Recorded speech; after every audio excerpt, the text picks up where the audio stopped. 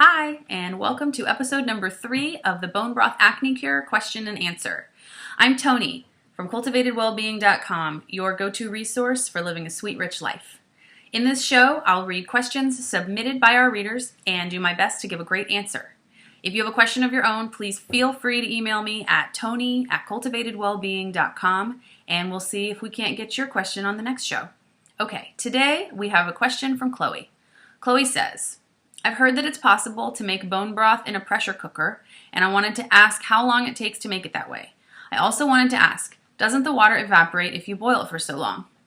Great question, Chloe. Okay, so Chloe is asking about bone broth.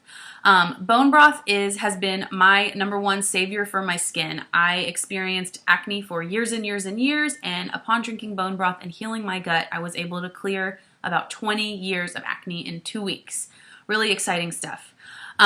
So the question is how to make the bone broth. My recipe on my blog is just a regular stovetop recipe, and the secret to the recipe is to cook the bones for a long, long time. So I usually cook mine for about 24 hours.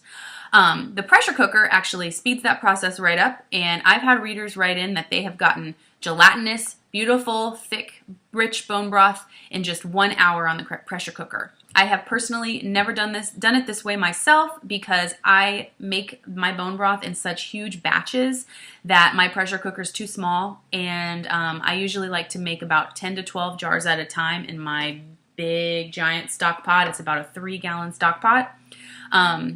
So maybe it's 2 gallons. It's 2 or 3 gallons, and it's huge, and I'm able to get 10 to 12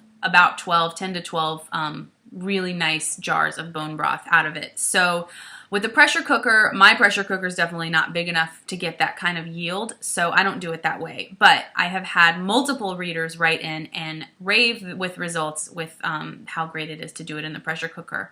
And it saves a lot of time to do it that way too. The readers that have had success with gelatinous, delicious, thick, rich bone broth have only cooked it for an hour. So definitely give that a try, Chloe, and let us know how it goes.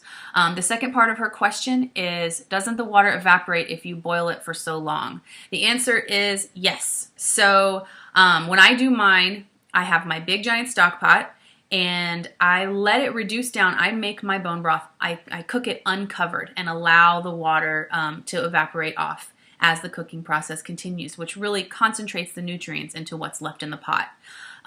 Over the course of 24 hours, I always recommend to cook it at least 8 hours. I usually do 24 because it's easiest for my schedule, and the longer the better. So over the course of 24 hours in my big giant stock pot, I lose 3 to 4 inches off the top of it. So that's a lot. When you can tell by kind of the stuff that sticks to the side of the pot there. But like I said, lose about 3 to 4 inches that way. And that's fine with me because of the amount that I'm making.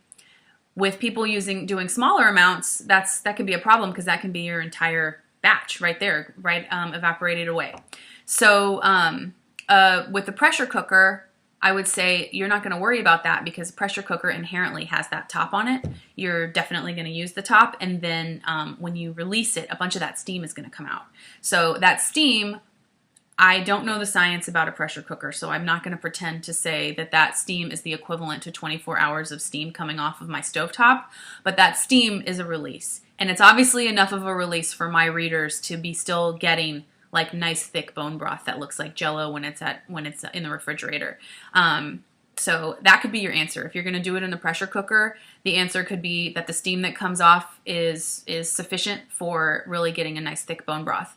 On the stovetop, if you're doing a huge amount like I am, that 3 to 4 inches is no big deal. But if you're doing just a smaller batch, I would say if you want to keep it covered so you don't lose some of that water. The only difference will be that your bone broth might not gel.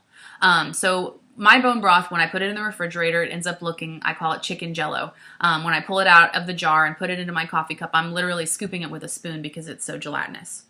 If you don't let the water evaporate off, there's a chance that your bone broth won't be that gelatinous. But that's okay. It could just be less diluted. It could just be more diluted, which is fine. As long as you're cooking it at that prescribed time, at least 8 hours, those nutrients are in there. It just might not be as concentrated as it would be if you let the water evaporate off. So Chloe, I hope that answers your question. If you have anything to add in the comments below, please feel free to help answer Chloe's question. Chloe, keep us updated. Let us know how it goes for you. I would love to hear your story. I'm always interested in the journey of my readers. I love hearing successes, and I love helping if you have some challenges along the way. So you can respond to me. You can send me another email. You can respond in the comments. And thanks for writing in. All right, thanks, and have a great day, everyone.